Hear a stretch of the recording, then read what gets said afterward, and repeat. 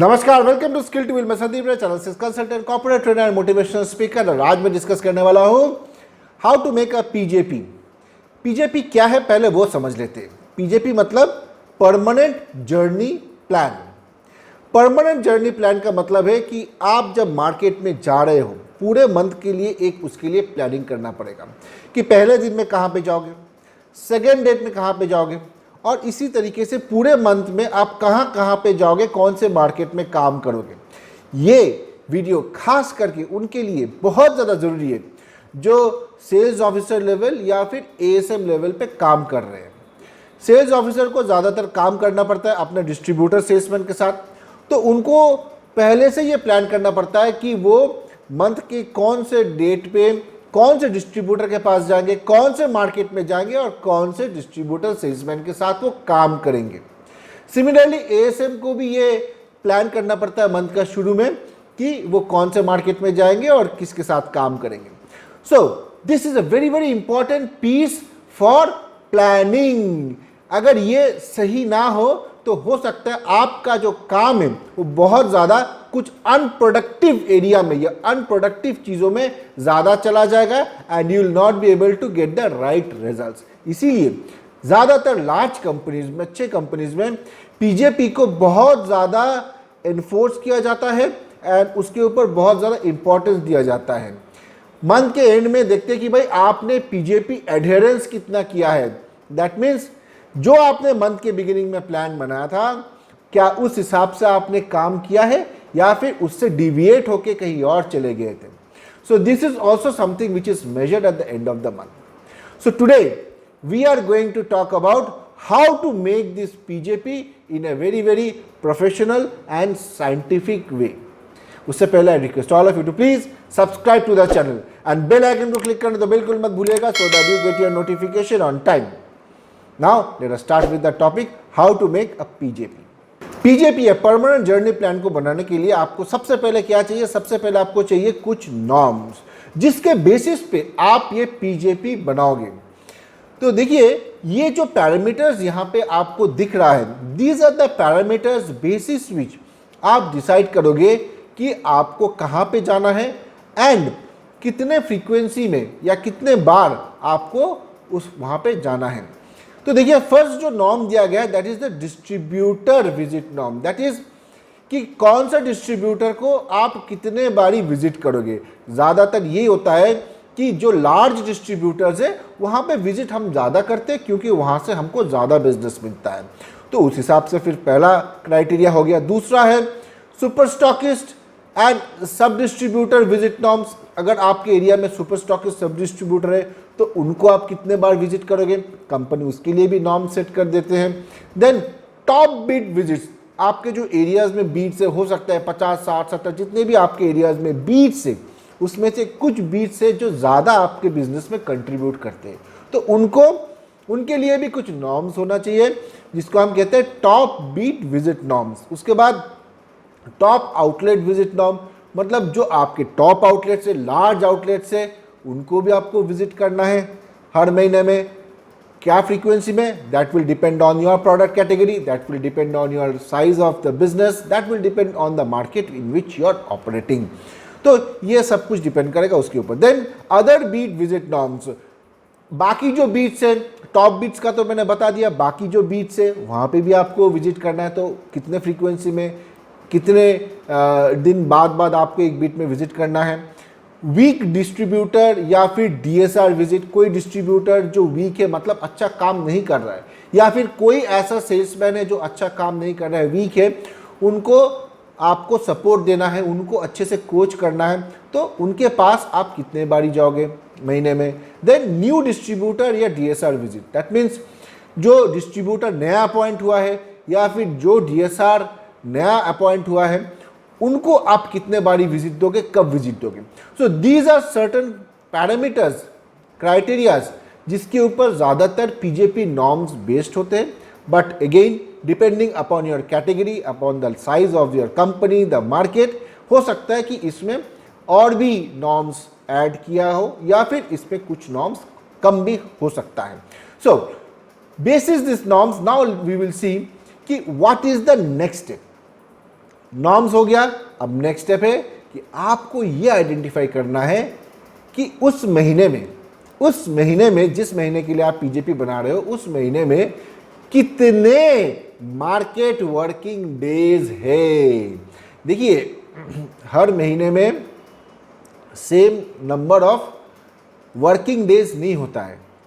कुछ महीने में हो सकता है कि कुछ पब्लिक हॉलीडेज आ गया, कुछ त्यौहार आ गया तो हॉलीडेज ज़्यादा होंगे, कुछ महीने में कम होंगे, तो कुछ महीने में हो सकता है सिर्फ 4 ही संडे छुट्टी है, तो इस तरीके का हो सकता है। सो फर्स्ट आपको आइडेंटिफाई करना पड़ेगा कि उस महीने में कितने मार्केट वर्किंग डेज हैं। जैसा कि आप इलस्ट्रेशन में देख रहे हो, the total number of market working days in a month is 26। ठीक है, 4 संडे हटा देते हैं तो लगभग 26 वर्किंग डेज हर महीने होता है।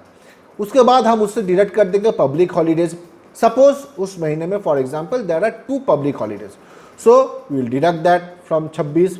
उसके बाद जो मंथली मीटिंग्स है, हो सकता है कि हम एक दिन मीटिंग का प्रिपरेशन के लिए लगाते हैं। महीने के शुरू में यूजुअली जो मीटिंग होता है, जिसको कोई कंपनी जेसी मीटिंग भी कहते हैं, मंथली मीटिंग भी कहते हैं, तो एक दिन हम उसको प्रिपरेशन के लिए लगाएंगे और एक दिन मीटिंग में चला जाएगा, तो 2 दिन तो ऐसे ही चला जाएगा। अगर कुछ कंपनी में ज़्यादा मीटिंग्स होते होंगे तो वो अकॉर्डिंगली उस नंबर ऑफ डेज को उसके लिए रख सकते हैं। तो number of monthly meetings days हमने रखा है 2, तो वो भी डिडक्ट कर देंगे 26 से।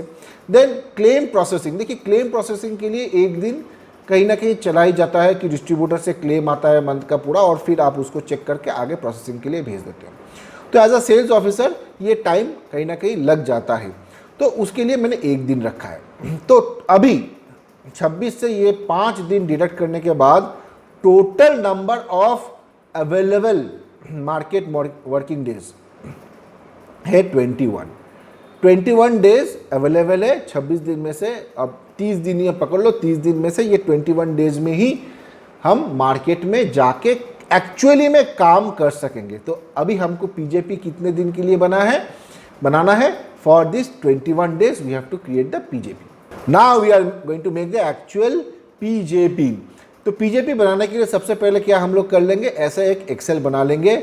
यहाँ पे आप एक्सेल में देख रहे हो कि सबसे पहला जो कॉलम है वो डिस्ट्रीब्यूटर्स का कॉलम है। तो डिस्ट्रीब्यूटर 1, 2, 3 जो है, दीज आर ऑल डिस्ट्रीब्यूटर्स, और हर एक डिस्ट्रीब्यूटर के अंडर कुछ सेल्समैन है, वहाँ पे कुछ सेल्समैन काम करते हैं।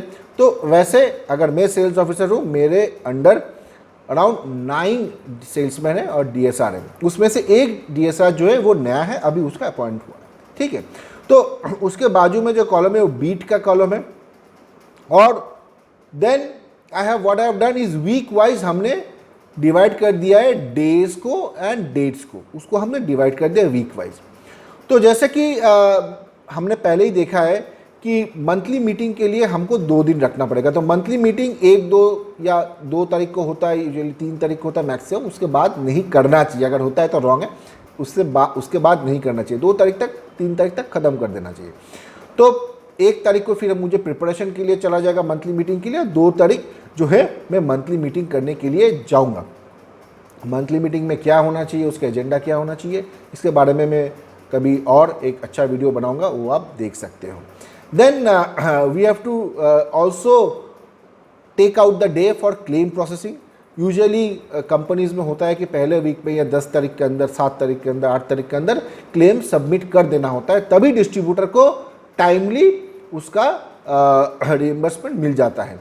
तो इसीलिए मैंने यहाँ पे 6 तारीख को रखा है कि भाई 6 तारीख तक मेरे पास सारा क्लेम आ जाएगा एज अ सेल्स ऑफिसर। मैं उसको देख के फिर आगे 7 तारीख, 8 तारीख को मैं उसको जमा कर दूंगा। तो इसीलिए मैंने एक दिन 6 तारीख वहाँ से निकाल दिया है। उसके बाद मैंने हर संडे को निकाल दिया है। यहाँ पे ग्रे में जो है वो संडेज है, और पब्लिक हॉलीडेज़ को भी निकाल दिया है। तो यहाँ पे देखिए 11 तारीख को और 23 तारीख को मैंने ऐसे ही एज्यूम कर लिया है कि पब्लिक हॉलीडेज़ है, क्योंकि 2 दिन पब्लिक हॉलीडेज़ हमने दिखाया था, तो 2 दिन यहाँ से हम लोग डिडक्ट कर देंगे। तो ये हो गया हमारा बेसिक जो फॉर्मेट हो गया। लास्ट में we'll find out count of days कि कौन से डीएसआर, कौन से मार्केट में हम कितने दिन काम कर रहे हैं, क्या काम कर रहे हैं, वो सब ठीक। तो अभी हम लोग क्या करेंगे, जो वीक नंबर 1 है, वीक नंबर 1 में हम लोग कहाँ कहाँ पे जाएंगे वो हम लोग पहले आइडेंटिफाई करेंगे। देखिए वीक नंबर 1 में ऐसे ही 3 दिन बाकी है हम लोग के लिए वर्किंग के लिए, ठीक है। 2 दिन हमारा मीटिंग में चला गया, 1 दिन के क्लेम प्रोसेसिंग में चला गया, तो बाकी रहा 3 दिन। हमारे पास है 3 डिस्ट्रीब्यूटर, तो हर एक डिस्ट्रीब्यूटर के पास एक बार तो विजिट करना ही पड़ेगा, क्योंकि वहाँ पे जाके फिर जो भी हमारा मंथली प्लानिंग है उसको डाउनलोड करना पड़ेगा, जो भी वहाँ पे डीएसआर है उनके साथ भी शेयर करना पड़ेगा। उसके लिए आप अलग से एक और दिन का मीटिंग भी रख सकते हो, सारे डीएसआर का मिला के, वो 2 तारीख के बाद 3 तारीख उन सब का डीएसआर का एक साथ मीटिंग भी कर सकते हो, या फिर जैसे जैसे आप जाओगे वैसे वैसे आप जाके हर एक डिस्ट्रीब्यूटर पॉइंट में उसको शेयर कर सकते हो। तो ये पहला वीक का जो है हमारा हो गया प्लानिंग। अब देखिए मैंने बीट नंबर भी डाल दिया है। हो सकता है कि मेरे पास 9 सेल्समैन है, तो 9 सेल्समैन वीकली फ्रीक्वेंसी में जा रहा है, तो I have got a total 54 beats. तो 54 बीट्स में से कौन कौन से बीट में हमें जाना है वो भी मैं यहाँ पे आइडेंटिफाई कर लूँगा। Now let us do the planning for the rest of the month. देखिए यहाँ पे मैंने इलस्ट्रेशन में पूरे मंथ का प्लानिंग आपको दिखाया है। Let us understand one by one कि मैंने कैसे इसको किया है। तो सबसे पहले मैंने डिस्ट्रीब्यूटर 3 को उठा लिया है। Distributor 3 is the largest distributor, उनके पास 4 डीएसआर भी है, सेल्समैन भी है। तो वहाँ पे मैंने टोटल 10 दिन का काम रखा है। 21 दिन में से मैंने 10 दिन का काम यहीं पे रखा है। So you can understand the kind of importance I am giving to distributor 3। और जब हम वहाँ पे जा रहे हैं, वहाँ पे जो 4 डीएसआर है, डीएसआर 6, 7, 8 एंड 9, उनके साथ मैंने काम रखा है। डीएसआर 6 के साथ 3 दिन का और डीएसआर 9 के साथ भी 3 दिन का। जो नया डीएसआर है उनके साथ मैंने 3 दिन का काम इसलिए रखा है क्योंकि नया डीएसआर उसको सीखने में थोड़ा टाइम लगेगा। एक तो मैंने पहले वीक में ही कॉन्टैक्ट दे दिया और बाकी 2 दिन का भी काम रखा है टू फॉलो अप कि उसने क्या सीखा है, कैसे उसको और इम्प्रूव कर सकते, इसीलिए 3 दिन का मैंने काम रखा है। टोटल 10 डेज डिस्ट्रीब्यूटर 3 में हो गया। अब बीट का नंबर भी मैंने लिख दिया है। अब देखिए इस बीट का नंबर मैंने लिखा है, आप बीट का नाम भी लिख सकते हो यहाँ पे। तो डीएसआर 6 में आप देखो बीट नंबर 22, 23 एंड 24 में मैं जा रहा हूँ 3 दिन का काम में। पहला दिन 22, second day 23 and third day 24 में जा रहा हूँ। अब ये बीट्स हम कैसे चूज करेंगे? बेसिस अगेन दैट नॉर्म कि भाई हमें टॉप बीट्स में जाना है। टॉप बीट्स में हर महीने विजिट करना ही है, कितने बार विजिट करना है that will depend upon your company. तो उस हिसाब से मैं बीट चूज किया हूँ। ऐसा भी हो सकता है कि कोई बीट में मैं बहुत दिनों से गया नहीं हूँ, उस बीट में मुझे जाना है। किस फ्रीक्वेंसी में आपको बीट को विजिट करना है ये भी आपका कंपनी आपको तैयार करके देगा। And you can also decide this is your logic. So इस तरीके से मैंने डिस्ट्रीब्यूटर चूज किया है, डीएसआर को चूज किया है, बीट्स को चूज किया है, राइट। अब सिमिलरली डिस्ट्रीब्यूटर 2 जो सबसे छोटा डिस्ट्रीब्यूटर है, छोटा इन द सेंस कि वॉल्यूम वाइज छोटा डिस्ट्रीब्यूटर है, एंड वहाँ पे मैंने 4 दिन का काम दिखाया है और मैंने बीट का नाम भी उसमें लिख दिया, नंबर भी उसमें लिख दिया है। Distributor 1 is the medium size distributor, उनके पास 3 सेल्समैन है, तो वहाँ पे मैंने 7 दिन का काम रखा है and accordingly I have planned it out. Beats का नाम भी मैंने वैसे ही किया है भाई, जो टॉप बीट्स है वो it will be spread across different distributor points. Distributor 1 में भी कुछ होगा, डिस्ट्रीब्यूटर 2 में भी कुछ होगा, डिस्ट्रीब्यूटर 3 में भी कुछ होगा। तो आई हैव टू चेक कि भाई टॉप बीट्स में जाना है कि तो उस टॉप बीट्स कौन से डीएसआर के अंदर है, उसके साथ काम रखना है, उसके साथ फिर बाकी डीएसआर के साथ कब काम करना है, कौन से बीट में जाना है। सी यहाँ पे जो है ना आपका you have to get your maths right also कि भाई नॉर्म के हिसाब से फिट भी करना चाहिए, वो मैथ्स भी आपका करेक्ट होना चाहिए। And number 2 you should be able to prioritise. देखिए ऐसा भी हो सकता है कोई महीने में कि आपको ऐसा लगेगा कि जो नॉर्म्स है वो नंबर ऑफ वर्किंग डेज में फिट नहीं हो रहा है। नॉर्म के हिसाब से लिखा है सपोज कि भाई आपको टॉप बीट्स में जाना है, टॉप आउटलेट्स को भी विजिट करना है, इतने बार विजिट करना है, सब कुछ दिया हुआ है। बट अगर वो आप फिट करने जाओगे प्लान में, आप देखोगे कि वो फिट नहीं हो रहा है बिकॉज उतने number of working days available नहीं है उस महीने में, कोई त्यौहार है जो भी है। तो then you have to prioritise कि कौन से बीट में जाना है, कौन से डिस्ट्रीब्यूटर पॉइंट में जाना है, कौन से आउटलेट में, टॉप आउटलेट्स में विजिट करना है और किस सीक्वेंस में करना है, वीक 1 में, वीक 2 में, वीक 3 में, वीक 4 में कैसे करना है। So you need some time to plan this out, you need to keep record of your PJP. अब ये पीजेपी बनने के बाद क्या होगा, you have to create your plan कि भाई डेट के हिसाब से व्हाट वाज योर प्लान कि कौन सा मार्केट में आप जा रहे थे, and what is the actual, ये दो चीज़ आना चाहिए, planned versus actual.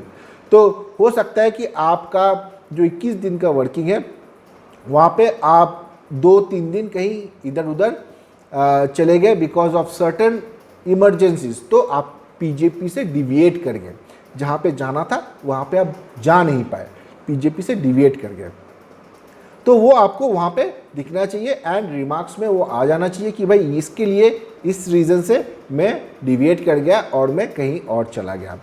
So your boss will also come to know कि आपने डिविएशन क्यों किया। देखिए पीजेपी का एडहेरेंस बहुत इंपॉर्टेंट होता है, कुछ कुछ कंपनीज में बहुत इंपॉर्टेंस देते हैं। यूजुअली 85% से ऊपर ही पीजेपी का एडहेरेंस होना चाहिए, कुछ कुछ कंपनीज को 90% भी रखे हैं, बहुत स्ट्रिक्ट है इसको लेके। सो हो सकता है कि एक आध दिन इधर उधर हो, but not more than that, you should also plan accordingly. So this was all about PJP. Hope this video will help you, and thanks a lot for watching this video. Please don't forget to like, share and subscribe, and I'll be back with more videos. Thank you.